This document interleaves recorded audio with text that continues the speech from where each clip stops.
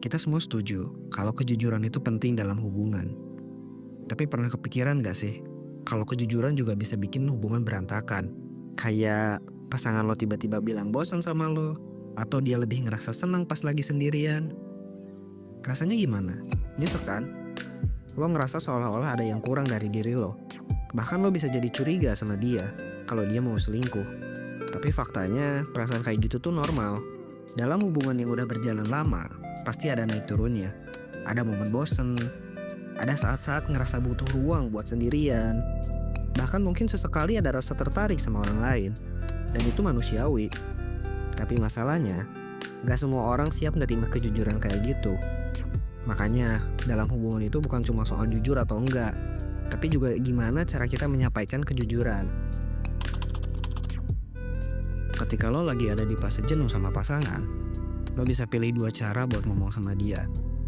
Lo bisa langsung bilang kalau lo bosan sama dia, tapi itu bisa nyakitin dan bikin pasangan lo ngerasa gak cukup.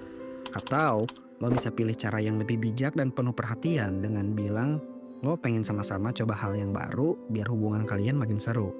Sama-sama jujur, tapi cara penyampaiannya yang beda, bakal beda banget dampaknya.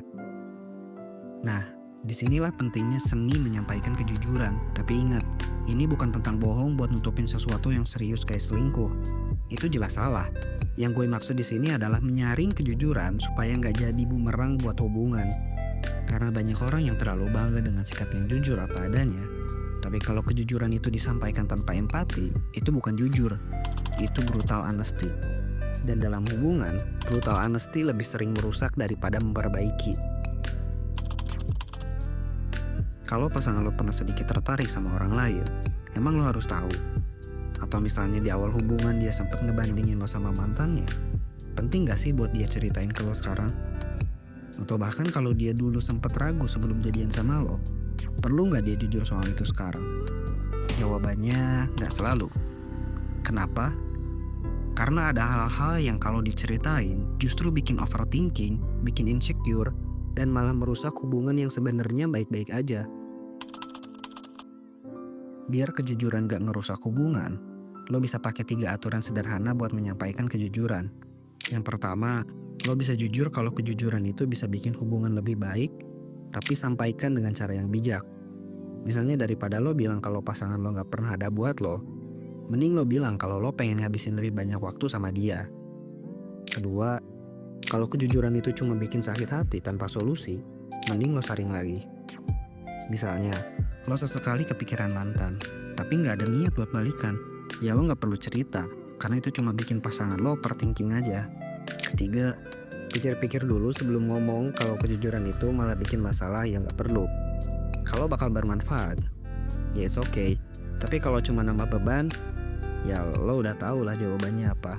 Jadi meskipun kejujuran itu penting, tapi tetap harus ada filternya. Jangan asal jujur tanpa mikirin dampaknya. Karena hubungan itu bukan cuma soal berkata benar, tapi juga soal menjaga perasaan satu sama lain. Dan ini gak cuma berlaku buat pasangan, tapi juga buat pertemanan, keluarga, bahkan hubungan sosial.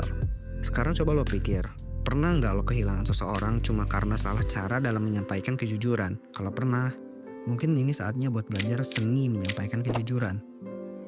Terima kasih buat yang udah nonton, jangan lupa like, share, dan subscribe biar lo gak ketinggalan video-video keren lainnya. Salam 1%, semangat!